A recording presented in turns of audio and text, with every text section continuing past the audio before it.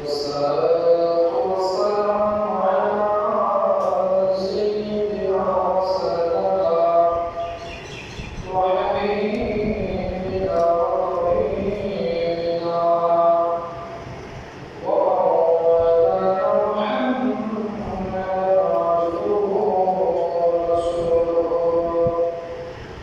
وقال الله تعالى وإن تصبهم حسنة يقولوا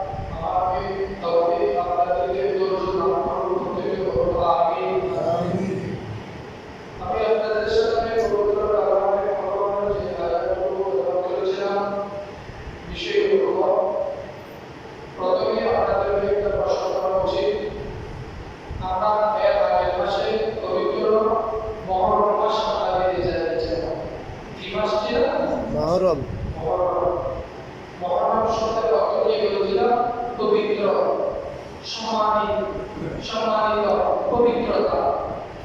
মহরম শব্দের অর্থ কি? সম্মানিত বা পবিত্রতা। আমরা যারা এই দুনিয়ার জিন্দেগির মধ্যে রয়েছি, আচ্ছা বাড়িতে বসে বারান্দায় বসে কি কথা শোনা যায়? শোনা যায়? বারান্দায় ভিতরে চলে আসতে হবে।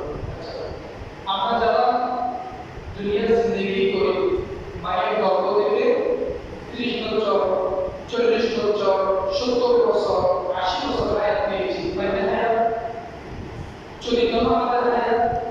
এমন কোন ব্যক্তি, এমন কোন একজন বান্দা হাত উঁচু করে বলতে পারবে আমার জিন্দেগিতে গোনাহ নেই? কোন বান্দা আছে? নাই। আমার চোখের গোনাহ হয় নাই, হাতের গোনাহ হয় নাই, চেষ্টার গোনাহ হয় নাই, দিলের গোনাহ হয় নাই, পায়ের গোনাহ হয় নাই, এমন কোন একজন ব্যক্তিও আছে? আছে? নাই। মহরম শব্দ কি বলেছিলাম? পবিত্রতা, সম্মানিত। যে সমস্ত আল্লাহ বান্দারা পাক এবং পবিত্র, তারা জান্নাতে যাবে। তারা কোথায় যাবে? জান্নাতে যাবে। আমি নির্দ্বিধায় স্বীকারোক্তি দিচ্ছি আল্লাহ তাআলা, আমার মধ্যে গুনাহ আছে, আমার মধ্যে কি আছে? আমি পাক নই। আমি কি নই? পবিত্র নই, আমি পাক নই। তাহলে মহান রব্বুল আলামিন জান্নাতের মধ্যে যাদেরকে প্রবেশ করাবে তারা গুনাহগার নয়, তারা পবিত্র মানুষ। তারা কি মানুষ? পবিত্র মানুষ। পাক এবং পবিত্র মানুষ। কোন গুনাহগারকে আল্লাহ জান্নাত দিবেন না। কোন গুনাহগারকে কি দিবেন না? জান্নাত দিবেন না। জান্নাত দিবেন না। আপনাদের মোবাইল যখন ফ্ল্যাশ মারে, অতীতের অনেক ভিডিও, অনেক ছবি, অনেক ভাইরাস, অনেক কিছু থাকে, সব কিছু একবারে দুইয়ে বসে পরিষ্কার হয়ে একেবারে বদিনের মতো হয়ে যায় না? হ্যাঁ, হয়ে যায়। বললাম মোবাইল আমাদের কি ছিল? ফ্ল্যাশ মারছে, সব